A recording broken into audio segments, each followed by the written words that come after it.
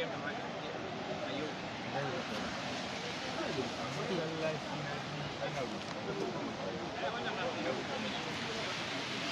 الله الرحمن الرحيم إن الحمد لله نحمده ونستعينه ونستغفره ونعوذ بالله من شرور أنفسنا ومن سيئات أعمالنا من يهده الله فلا مضل له ومن يضلل فلا هادي له وأشهد أن لا إله إلا الله وحده لا شريك له وأشهد أن محمدا عبده ورسوله وبعد السلام عليكم ورحمة الله وبركاته.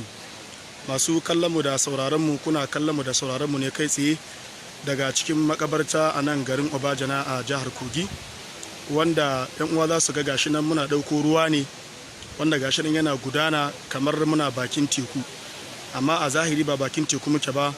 Wani ibtila'i ne da muka wayi gari da shi, wato daga daren jiya sakamakon mamakon ruwa da aka tashi da shi a cikin garin.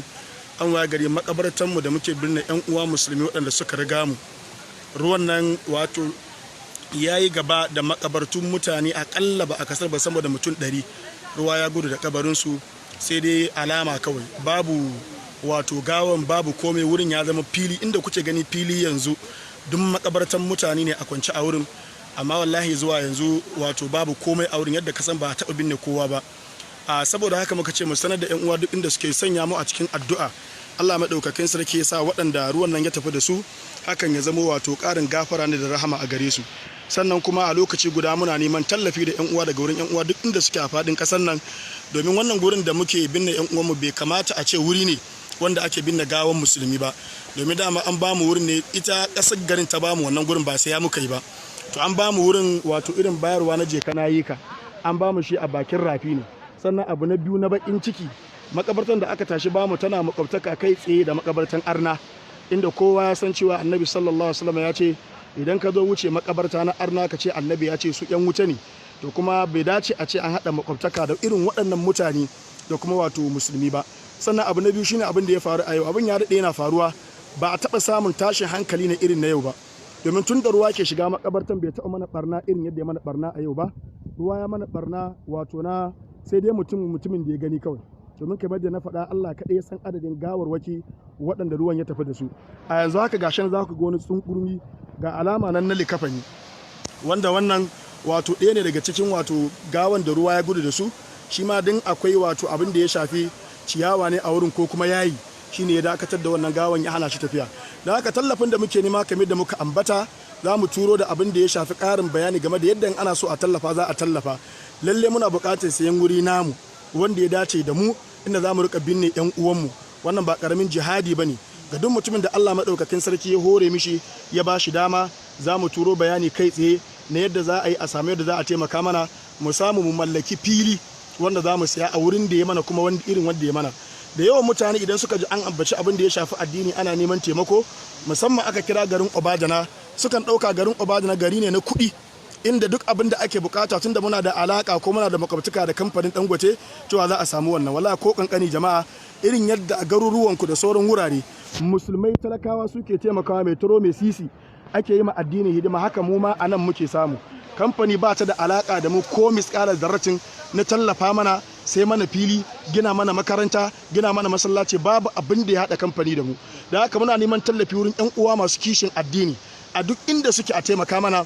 Mu ma muna nan mun buɗe gidauniya domin ci gaba da wannan aiki na alkhairi, da fatan Allah maɗaukakin sarki ya bamu ikon taimakawa. Game da na ambata za mu yi bayani, za mu aiko shi da lambar account da yadda za a taimaka, da duk wanda yake so ya ga abin ma yana iya naɗo wakilai ko kuma ya zo da kanshi ya zo domin ganin yadda ruwa mana wannan wato danyen aiki. Muna fatan Allah maɗaukakin sarki ya tsare mu, ya tsare mana imaninmu, ya taimaki addinin musulunci da musulmai. Kamar da muka ambata, waɗannan mutanen da suka ainihin tafi cikin ruwa, Allah ta'ala ya sa sun sake shiga cikin rahamar Allah ne, ba cikin wato azaba ba. Gashi nan kamar yadda yan uwa za su yi ta gani, muna ta ɗaukowa, ga wani cikin gawawaki an ɗauko shi, ana ta ƙoƙari yadda za a fito da shi, an sanya shi a cikin makara. Yan uwa, yan agaji da sauran mutane ana ta ba da himma.